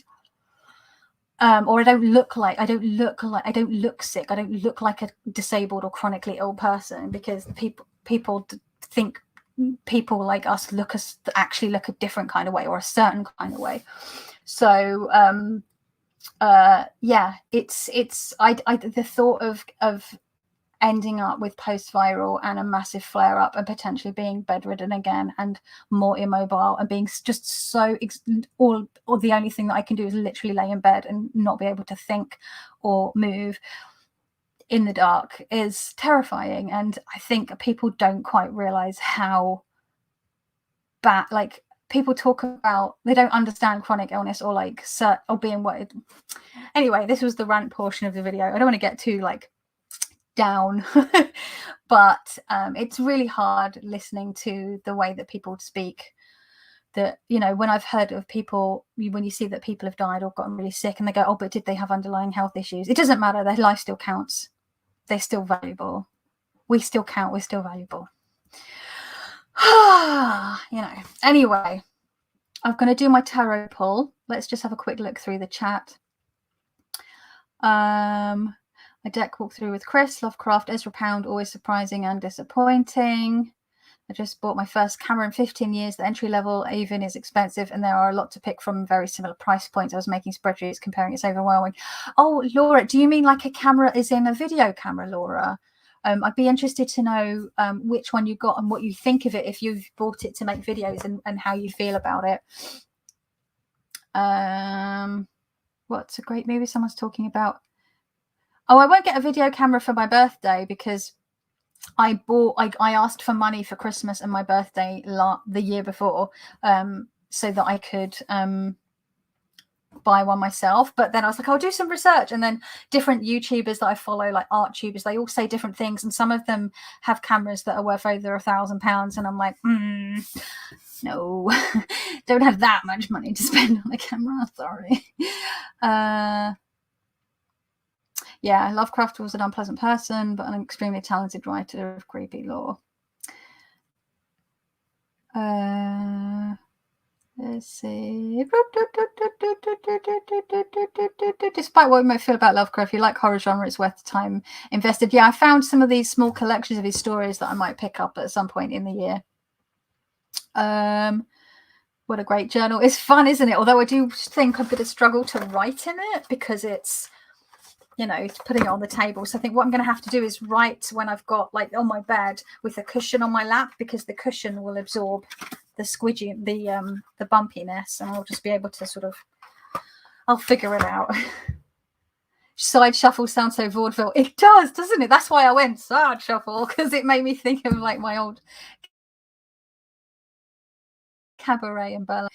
You should write an editor piece on that, Claire. Do you know what, though? There are loads of people on disabled Twitter, chronically ill Twitter, people also that happen to be, you know, physicians that have ended up with long COVID, or physicians that have ME and fibromyalgia and other chronic stuff, writing about it, people that know more about it than me, like medically, people that are have it more severely than me, like mine would be classed very mild, and even I struggle day to day. So that's, you know, I can't even go there. I'm sorry. Yeah, it's no cold, Simon, is it? And that's the thing, just because it's a cold for some doesn't mean it's a cold for others. Like people go, oh, I've got the flu. Like if I get the flu, the last time I got the flu, I was so unwell. I wasn't fully recovered for 3 months because it went post-viral, because my immune system will just shit the bed at like the smallest thing. So just a cold or just the flu for people, it's not equal for everyone, you know. Hey, Candy, my love. Lovely to see you. Yeah, we're all sending so much love to Simon and his mum and his family. We're in the same boat. Spouse is asthmatic. Yeah, see, my spouse is asthmatic and has heart issues, and is classed as clinically vulnerable, and I'm immunocompromised. Yeah, it sucks. I know, my love. I know you are, Simon. And we're all thinking about Simon's mum. Who are getting open lung surgery. Oh God, it's just so frightening, isn't it? Oh, thank you, Isabel. Simon was asking what's tarot bound, but Isabel's answered it. There we go.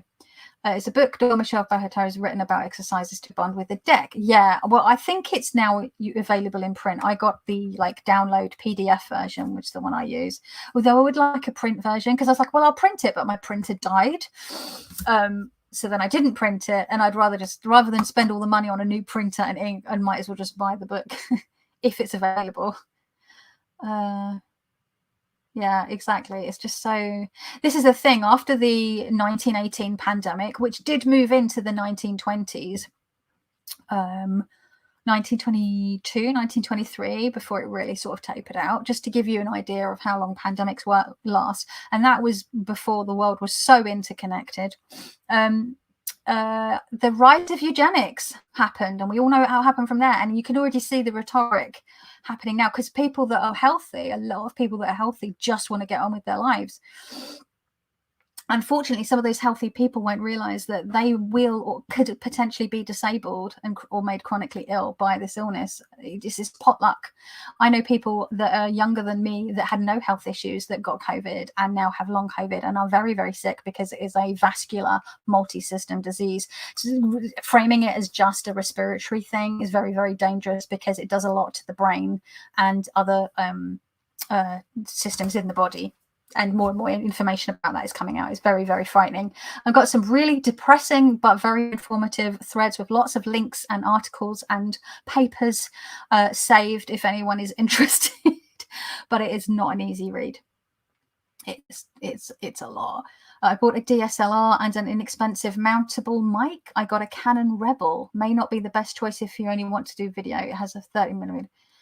Oh, okay. Yeah, no. So that's the thing. I think I'll be getting something that is literally just geared towards filming, though. I do want to up my camera game, photo game, for my Etsy shop, because my Etsy photos and my like promo photos and the stuff that I put on Instagram, I'm really shit at pictures. I'm very well aware that my pictures are not great. It's a real, like, I feel very self-conscious about it, but I'm hoping to try and sort of fix that as well, so I can make prettier things. Will we ever get to see your spouse? Maybe a photo even. No, Mr. Bear wants to remain off camera, I'm afraid. Candy, Soul and Soul, thank you for saying this, Kelly. As a mother of a disabled child, yeah, of course, exactly. With virtually no immune system, people's own choices made her boil. Exactly. It's just not good. And I understand, like, I don't know if vaccine mandates and, you know, forcing people to do things is necessarily the way forward, because I think people sort of stick their heels in, sort of from like a psychological, like a sociological and psychological frame, like when we talk about people being vaccine hesitant rather than like anti-vax. I think that's a whole other thing, but being vaccine hesitant, I think it's very important that we actually try to understand where they're coming from and then see what their questions are and trying to allay those fears, because a lot of the time when that happens and it's explained to them, a lot of those people then come around and then have the vaccine. But the fact that there are some people that are complaining that they might have to live with certain mitigations for a bit longer with regards to wearing a mask or socially distancing or reduced capacity in venues and things, and saying that they just want to get on with their lives, and, you know, it's not fair. It's like, well, actually, some of us have literally been pretty much stuck in our homes for 2 years because it's not safe and because people don't want to wear masks and socially distance and take the barest minimum of protections. Let's call them what they are. They're not restrictions. They are protections, because if those protections are in place properly, proper ventilation, proper filtration, proper well-fitted mask wearing, effective mask wearing, not these surgical baggy jobs off the nose, actual like FFP2s, FFP3s, N95s, N99s. If we have proper social distancing and people are respectful, those of us that are stuck behind closed doors will be able to actually go out a bit and do stuff in other enclosed spaces. I've got friends that live in Portugal, Japan, Finland, to name a few, who cannot understand this whole anti-mask thing over here in the UK. They're like, wow, everyone just wears a mask. Public transport, walking down the street, going into the shop, everyone. And no one makes a fuss about it. There might be the odd person, but their anti-vax movements, their anti-masking movements are much, much smaller. It made me boil. I did think that it probably made you and Tilly boil, to be honest, though. But yeah, and you know, obviously I've got skin in the game because I'm personally affected in the sense that I'm one of those people that people are saying should just stay home. But like, my life has value and I have things that I want to do, and loads of other disabled or chronically ill people do too. Yeah, Joey, I live in Portugal now. I can relate. Right, Joey? I've got friends that have been on holiday in Spain and Portugal and Italy, and they're like, they come back to London or to Leeds or wherever else they live, and they like, or France, people have been to France and they come back to the UK for like, they've been for work or whether have you, and they come back to London and they're like, the difference is like night and day, and they come back to their own home city and they don't feel safe. I could get very ranty, but I hate how disrespectful we've been towards others and so selfish about this. I feel for you, Candy and Kelly and others. I've even had people go, what are you wearing a mask for? I'm like, oh my God. Like, one guy, was crossing the road to go to the post office a couple of months ago, leaned out of his car because I was waiting for him to, like, so I could cross the road. He went, oh, do you like your muzzle? Mate, I'm clinically vulnerable. I'm trying to be safe. Like, what the fuck is wrong with people? The media's made it far worse. They keep talking about it being mild. Mild literally just means up until needing hospitalization. You can have a really rough time being mild. I think masks and washing hands. This is the thing. Washing hands. The message has gotten confused because it's gone all to like hygiene theatre, when actually fomite transmission by touching is like the barest minimum. The way it's transmitted mostly is airborne. It is airborne. There we go. Anyway, I'm just bored of thinking about COVID, fed up with it, the whole thing. It's gone 5:30. I'm treading on people's toes that are already live, but I said I'd do a card pull. So I'm just going to do a card pull for those of you that have you have to run D&D time. enjoy, Laura. I've got D&D. No, I had D&D this week, but so I'm going to do a card pull, profound and profane, the same as I did the other day. Those of you that need to run, I will not be offended if you need to go watch another live, or if you need to go play Dungeons and Dragons, which is very exciting for me anyway, because I bloody love Dungeons and Dragons. Yeah, we're going to do a pull. So we're going to do Need to get ready for mine. Oh God, see, yeah, Rosemary, you going live as well. I don't want to tread on toes. I'll be done by then. So I'm using the pocket version of this deck, which is just like, oh my God, it's so cute. I prefer it to my independent standard size because it's just so cute. I just love it even more. And it's slightly different, like, you know, it's got different backs and it's more colorful. The coloration's different. I've got to start dinner as well. I think I'm going to do some either stir fry with udon noodles or stew and dumplings. I can't decide. See how I feel. I was wondering what D&D was. Dungeons and Dragons, yeah. There's quite a few of us D&D players in the tarot community, I think. Oh, yeah. Sorry, I do love a riffle shuffle. Actually, maybe I should show you this riffle shuffle because I didn't last time. I've got my hot water bottle on my tummy because cramps. So, look at it. That bridge didn't work quite so well. Of course, as soon as it's on camera, I mess it up. I'm doing the old boob straightening. Oh. There we go. So I'm going to pull one card from this one. Oh no, I just bent the card. Oh well. It was £7. It's fine. Now it's definitely my copy. It's got a ding in it. Remember when I opened the True Heart Intuitive Tarot, dropped a card on the floor, and then proceeded to wheel over it with my fucking chair? What a bellend. Oh, what is wrong with me? Okay. Let's go. And then I do what I do. I like to like split it. And I take the card off. Whoa, okay. We've got the Six of Cups. Meow, meow. And I'm going to pull a card from this chunky boy. Look at the fucking size of that. So, but like I said, I'll show you what I did because I didn't show you last time. Which way is way up? That's the way up. And so what I do is I just sort of break it into loads of little bits because it's just so chunky that you can't. It's impossible to like overhand or riffle shuffle, and I just sort of put them back in just willy-nilly in any old order. It doesn't matter. Just intuitively put it back together. And I do that a couple of times, just however I feel, however lazy or not I'm feeling. Just put them whatever. And then what I do is I break it into 3. And then I pick one. Let's go with the middle one. And then this is the one that I riffle shuffle and pull from. And this is the Arcane Bullshit by Evan Doherty. If you don't follow him on Instagram, you are missing a treat. He is hilarious. And this deck is bloody brilliant. I love it. Okay, let's just one more riffle. And let's just do a quick bit of the owl. I don't know. I always feel like I have to do a little bit of overhanding if I'm able to manage it with the size of the deck. Okay, we're going to split them in half, pull the top one, and we've got the Penis Weasel. Okay, so see what I mean? Profound and profane. Okay, let's put this back up.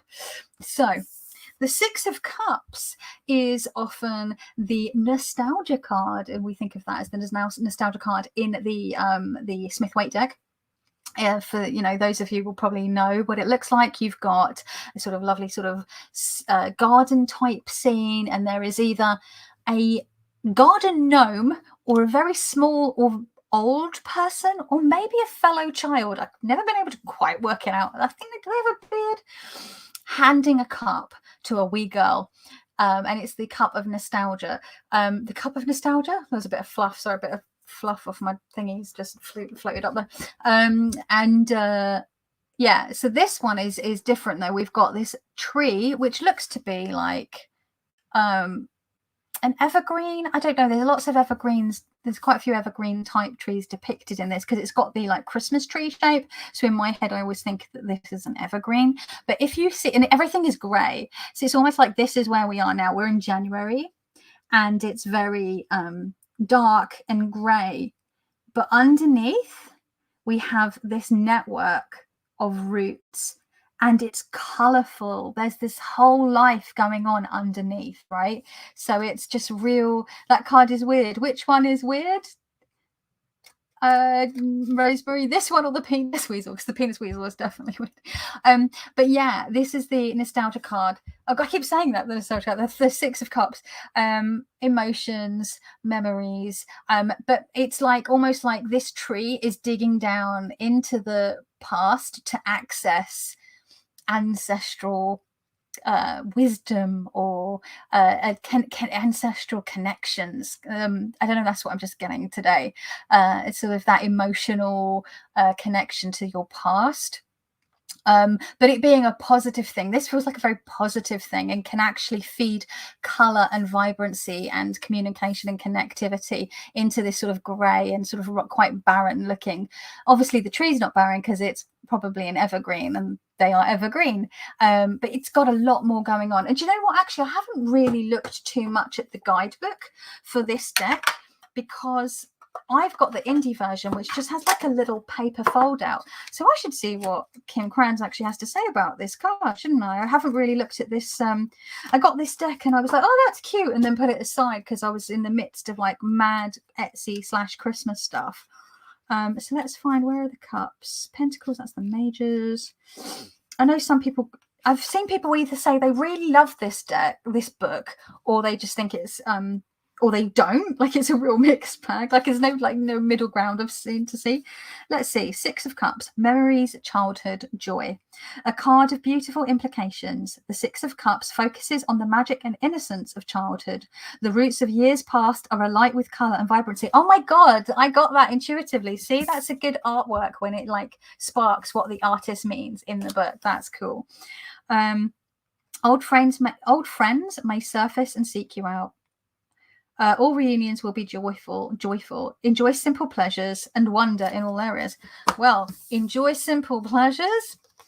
Penis Weasel. I don't know if I'll be able to find Penis Weasel in here because it's not in order, and I can never, it's really hard to find.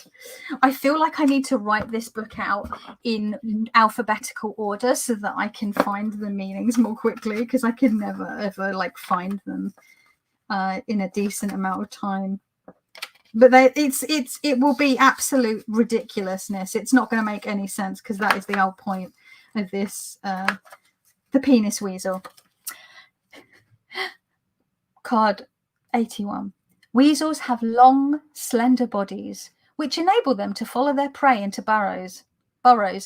No penis is So that's interesting. They're talking about going into burrows, and this like shows you sort of underground. So, you know, dig deep into those memories of the past, into that nostalgia. Let it be a joyful rather than a sad thing today. And embrace the Penis Weasel. The Penis Weasel will be burrowing right down under that tree, and is thoroughly enjoying what it finds in those burrows. And its tails on fire.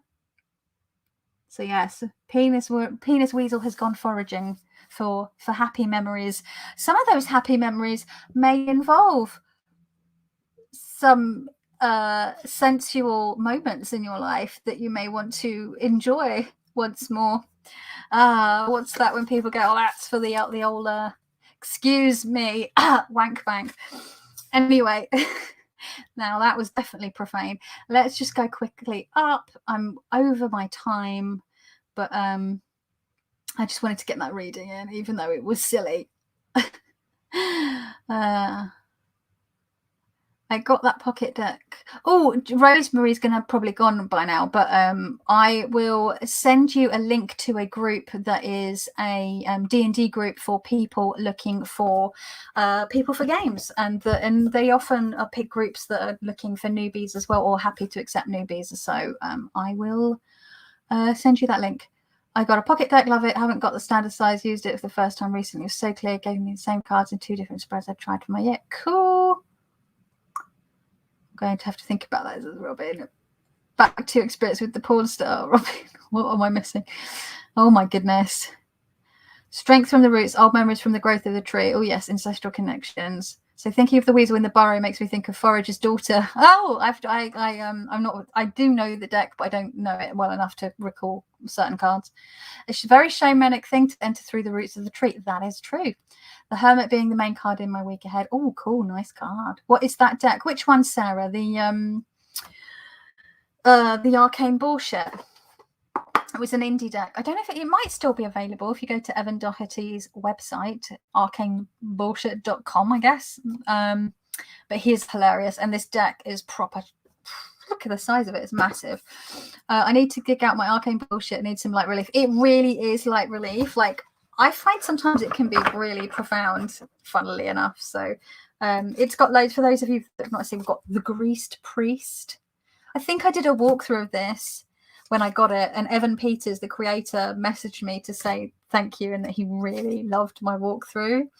The inverted squirrel, the floppy key, infinite cosmic mass. I mean, let's find some of the look at this fucking hourglass is the name of this card. And let's just see. A raptor riding a dolphin in space. I mean, the gross cup. It is hilarious. I mean, what have we got? A cat licking its own butt for eternity. Play on the Ouroboros there. So yeah, it is the it's weird, and werewolf and pig making out. I mean, something for everyone in here. It's brilliant. Yeah, I've got a walkthrough of it, Sarah, if you want to see all of the cards in their disgusting, hilarious, ridiculous, profane glory. Anyway, I am like massively over my time now. Apologies to anyone whose toes I stood on doing this live a bit over. But yeah, thank you so much for joining me. I got a bit ranty, I got a bit emotional, but you know, 2 years of a pandemic, I think we're all feeling it, aren't we? Yeah, and I think just the comments from the CDC from a couple of days ago, yesterday or the day before, just really upset me, you know, because I've got, you know, I know it's the CDC and it's America, but we've got a very similar sentiment going on over here. And I've got chronically ill and disabled friends in America that I care about, and I don't want them to be made to feel like they're disposable. So anyway, I hope you all have a lovely rest of Sunday. And yeah, keep your peepers peeled. I don't know if I'm going to do a walkthrough of the Cthulhu of the Dark Arts, because it's quite a simple. I say simple. The artwork's really like intense, but there are, you know, Chris of Elemental Cartomancy's done a walkthrough. I'd say go watch his. Who would do a better? He's done a better job than I would do. And yeah, I hope you stay safe and look after yourselves. Sending much love to those who have people that are unwell. Simon, I hope your mum gets better. I hope that you feel better soon. And yeah, much love to you all. Look after yourselves. Bye.